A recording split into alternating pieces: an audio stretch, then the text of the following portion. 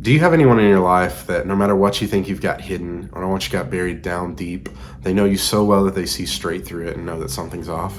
This could be a spouse, friend, family member, anyone who's close to you in that way. I know for me growing up, I could be hurt, angry, frustrated, thinking I got away with something. And I walked 2 steps into a room with my mother and what's wrong with you? She knew immediately that something was off. And in so many instances in the Bible, in the Gospels, Jesus walks into a room with someone and he knows that something's off and he calls them out. Through a word or an action, he exposes that thing in their heart, which they think they've got hidden. He brings it to the surface, opens it up, and he allows for healing and freedom from that thing. Things that people thought no one would ever even know about, Jesus brings to the surface in an instant and they get healed from. This brought heart change to a lot of people and brought a lot of people closer to God.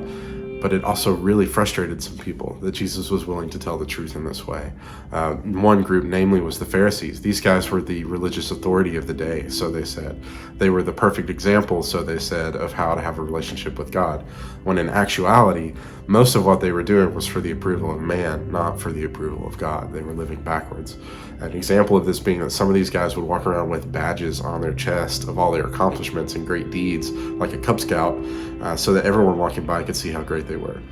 There were also Pharisees who would walk hunched over with small shuffling steps so that people could see how humble they were, not because of a physical reason, just so that people could see how humble they were. And Jesus had called out the way that the Pharisees were living before to his disciples and to smaller groups of people. But then in Matthew chapter 23, he does it in a very public way, in a very public sermon to a lot of people.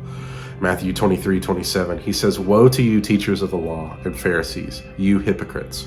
You are like whitewashed tombs, which look beautiful on the outside, but on the inside are full of the bones of the dead and everything unclean. In the same way, on the outside, you appear to people as righteous, but on the inside, you are full of hypocrisy and wickedness." He is calling them out. And in this public way, the Pharisees are now faced with losing all this power that they've had over the years because people have believed that they were the authority. And now Jesus is here telling them that they're actually doing it absolutely wrong. And this really frustrates them to the point that that's why we're talking about it in this series, Framed, A Plot to Kill Jesus, that they wanted to kill Jesus for the things that he was saying about them, the things that he was exposing about them. In John Mark Comer's book, Live No Lies, it's by spirit and truth that we're transformed into the image of Jesus, but the reciprocal is also true. By isolation and lies that we are deformed into the image of the devil. These guys were isolating themselves at the top of society, and they were lying about what it meant to have an authentic relationship with God. And this is what Jesus exposed. This is what Jesus told the truth about, and that's why they wanted to kill him. I wonder how many times in our own lives we have things that we think have buried so deep that Christ can't even touch, that Jesus can't even get there. We're praying about all these things in our lives, but we're not going to pray about this. It's too deep.